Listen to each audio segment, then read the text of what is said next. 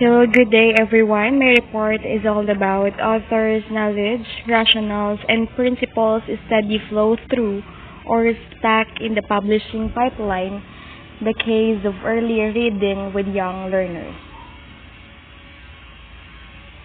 Learn English. Although English for young learners defined here as primary school learners of English as a foreign or second language is now established in many contexts. The picture is still one of rapidly adopted change leading to teacher supply problems and rather basic training for new teachers of English to children, according to Reason 2013. And of course, we know that English is now our second language, and people nowadays are very passionate, are very needy when it comes to English language. And whenever you are in a place or in a country, you can speak English, and it is your advantage. Training tends to concentrate on language improvement for the teachers rather than technical areas of methodology or language awareness and analysis, as the by now classic article by Hutchinson and Torres 1994 points out the textbook. So because of that, teachers are now focused on the English language improvement rather than the methods or the language awareness and the analysis on how to really understand English, but more on the improvement or the innovation of the English language. Although it cannot offer all the answer, has potential for supporting teachers coping with new methods or curricular content. So one of the aim of my study was to identify the types of support that course books offered or failed to offer to teachers of English to young learners in the very important area of supporting children's first steps in reading English. So as this report goes by, we will learn that what are those course books that offered that can help the young learners and also the failed to offer. That's why the English teachers have a struggle, especially to the young learners, how to teach it easily. So I started by selecting EYL context according to two main features. First, the status of English in society and therefore in the state school system. And second, the writing system the children were learning to operate within their L1. Table 11.1 shows the way I divided up the field. And the point out of focusing on contrast among writing system is that learning to cope with English writing system often takes place for young learners while learning to read in the home language, and this offer at least some complexity. So the table 11.2 shows the different bases on which alphabetic, syllabic, and logographic writing system operate. So those whose language learning involves dealing with different systems have to deal conceptually with the different size of language units that characters on the page represent in different systems. Alphabetic systems tell the reader about phonemes. The syllabic system shows syllables, and logographic systems show whole words or morphemes.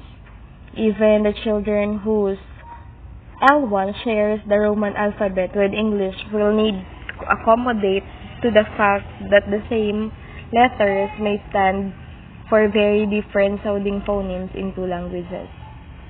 Well-conceived and professionally informed teaching of English would take such contrast into consideration. for a very good account of alphabetic, syllabic, and logographic writing systems and their relevance to early reading. However, the challenges for young learners, for young early readers of English as a foreign or a second language, go beyond possible contest with the writing system of their L1 teachers. So here is the table. The table 11.1, the status of English and writing system used in the context and investigated. So the status of English is a foreign language, part of the primary school curriculum. Example of content, Argentina, and their writing system is alphabetic Roman. And another is Greece, Russia, Syria, Taiwan, China, and alphabetic. Their writing system is alphabetic, non-Roman. Example, the Greek, Cyrillic, Arabic. And for the Taiwan, China, logographic, and that is Chinese. Another is the official language, part of the primary school curriculum, but not the main medium of instruction.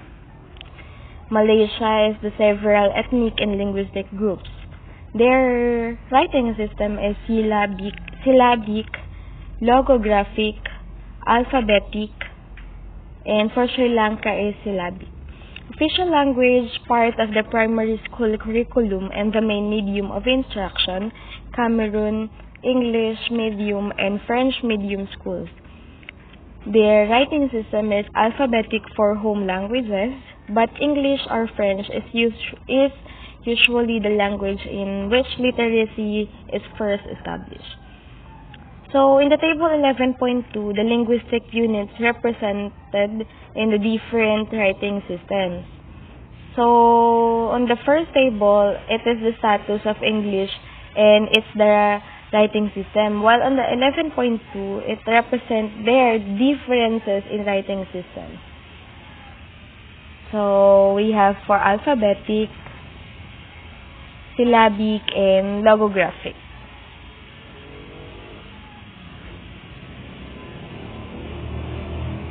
Okay. And materials creators need to take into account the fact that English is objectively a difficult language in which to learn to read, even for its own native speakers. So, we know that even people who live that English is their native, it is their own mother tongue, still they have the struggle to learn and struggle to read English language. On a scale of orthographic depth, English comes out as an extreme outlier. Orthographic depth refers to the degree of one-to-one correspondence in language between the elements on the page, letters in an alphabetically written language, and the phonemes and in the words represented. In a language like Spanish, it is high. In English, it is much lower. Think of words like laugh and sword. Although there are words such as dog and cat, which are orthographically transparent. Spencer and Harley, 2003, quote research concerning time needed for learning to decode fluently in orthographically transparent languages, claiming that in German, Italian, and Turkish, for example, most children attain this stage by the end of grade 1. Reporting on their own research into differences in learning processes and rates between children learning to read in Welsh, or we know it is an orthographically transparent language using a Roman alphabet, in English they say, these findings support the claim that children learn to read more quickly in a transparent orthography and provide further evidence that the consistency of the orthography influences the initial adoption of different strategies for word recognition. I mentioned them only to draw a contrast with the rather furtive silence that there has been on the subject in the EYL teaching world were given a disadvantage that young learners are at compared with young native speakers, beginner readers. One might expect more of debate on how to support their early reading. The motivation behind my interest in the area of early reading for young learners is the thought that if it is hard to teach English-speaking children to read in English, how much more carefully we need to think about how this might be done with young learners.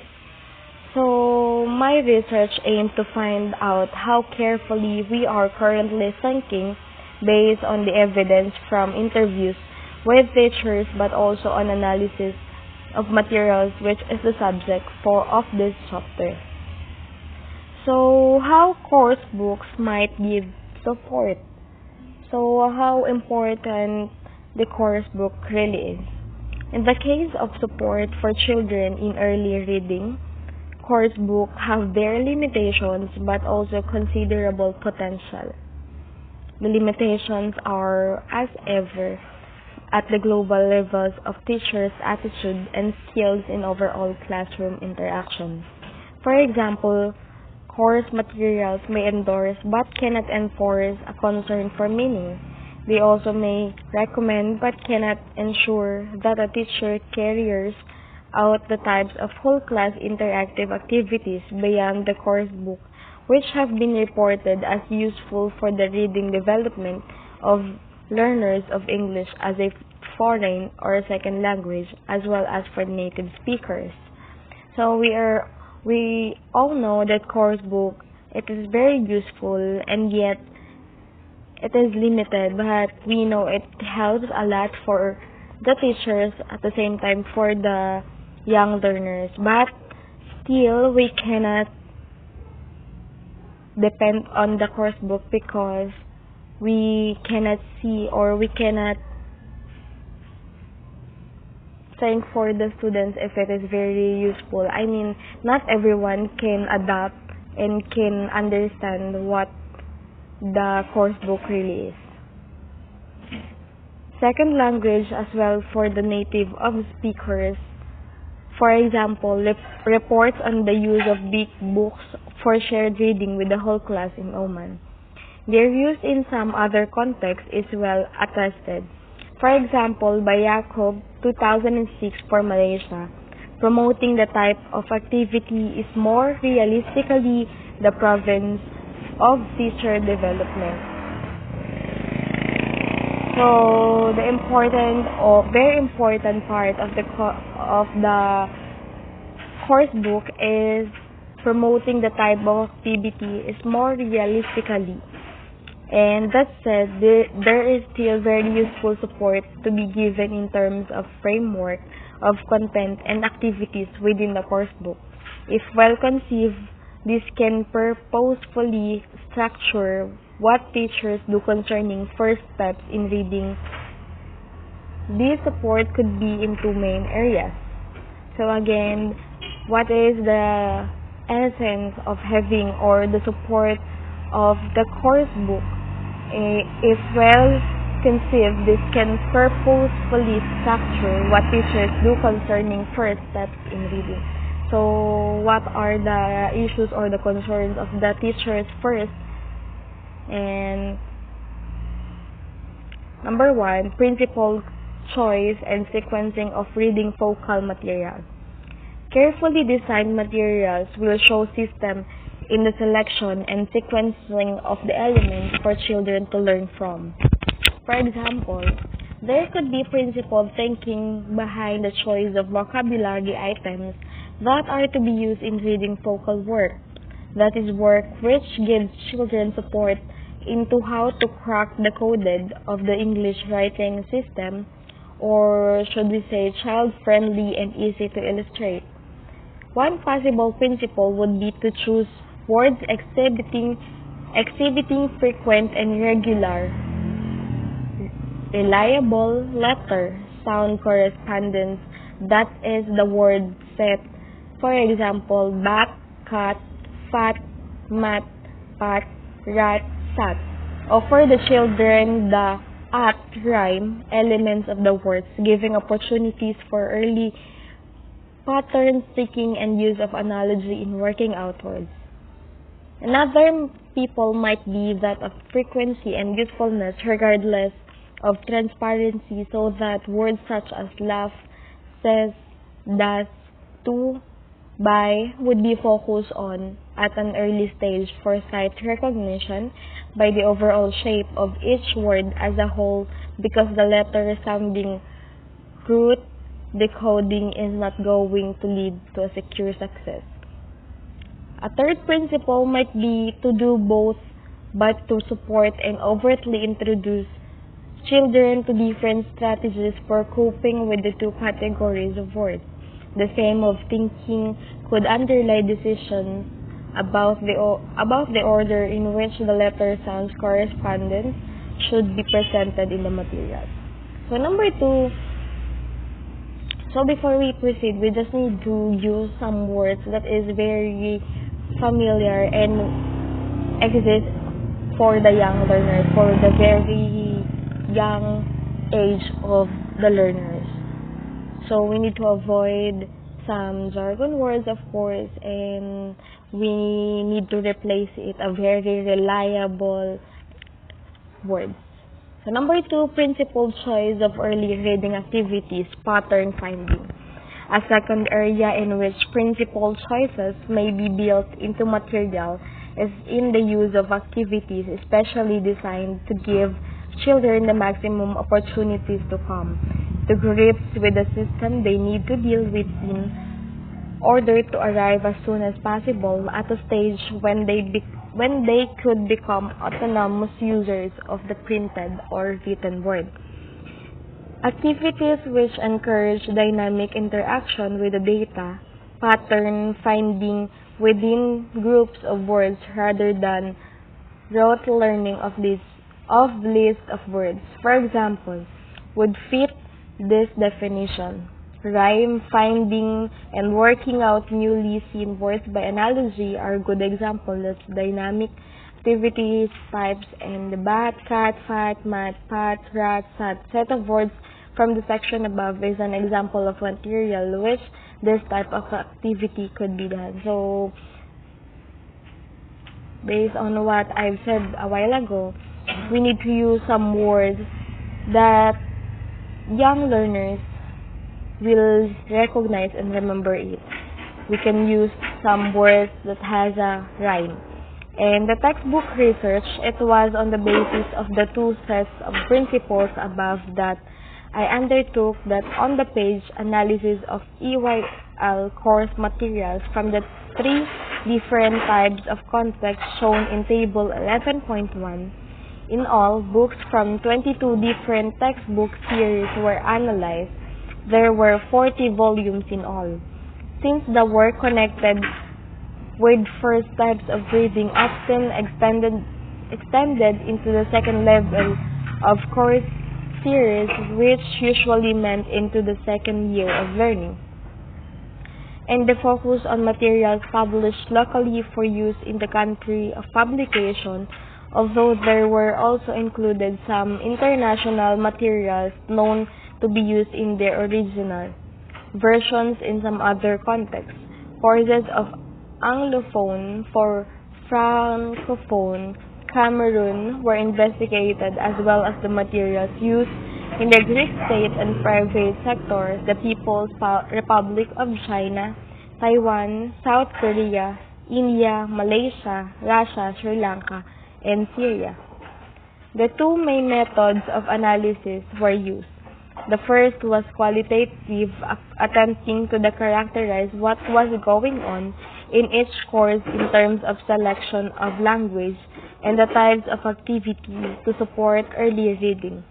The second, we did not discuss here, was quantitative, involving analysis of word lists and then letter, phonemes, correspondence in words chosen for a particular courses. For the qualitative study, a template report from the study with authors and editors. I therefore decided to extend my research to investigate the knowledge and beliefs of some young learners, authors, and to discover more about what influenced, what they included in their books. Hearing from them might be a useful and proper counterweight to an account of the materials that might otherwise seem to be overcritical. So in early 2011, I designed an electronic questionnaire, relevant parts of which may be seen in Appendix 2. I approached about 20 people known to me who were involved in creating materials for young learners. In all, 16 responded, and some of them had multiple roles as the list below indicates. So here is the table. It is the roles of publishing professionals in the study. 6 respondents had been part of authorial teams for materials which I had analyzed as part of the study which described above. Others were former textbook project managers and curriculum advisors associated with materials analyzed in the study. My aim was mostly to give a group of producers a fair say in way which I thought might shed interesting light on how materials often come to be they are. So here is the table 11.3. It responds to alternate offered in question 6 of questionnaire.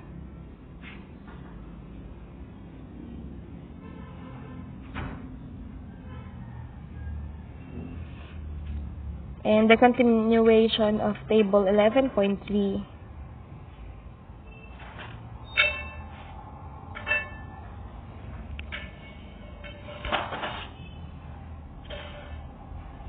Another table for continuation of table 11.3.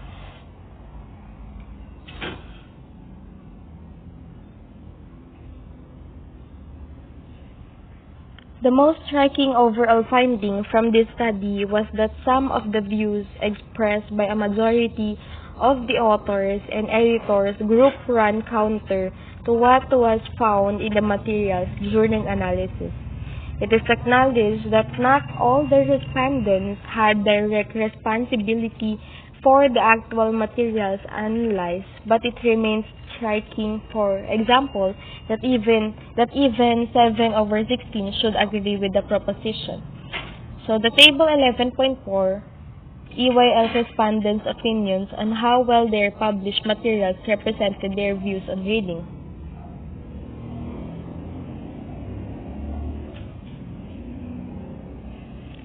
So overall, on the conclusion, the results of the survey and the free comments to the questionnaire shown above suggest that in some teaching contexts, there may be a disjunction between the best research that EYL professionals can bring to the issue of early reading and what actually finds itself on the pages of materials.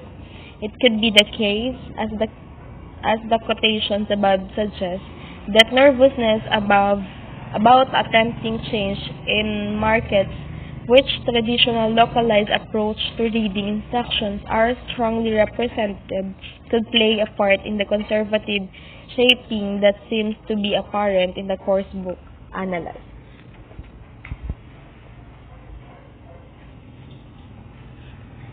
It seems a missed opportunity if YL or the young learners are offered less systematic exposure in their early encounters with the written or printed words in English than native users of the language are normally felt to need.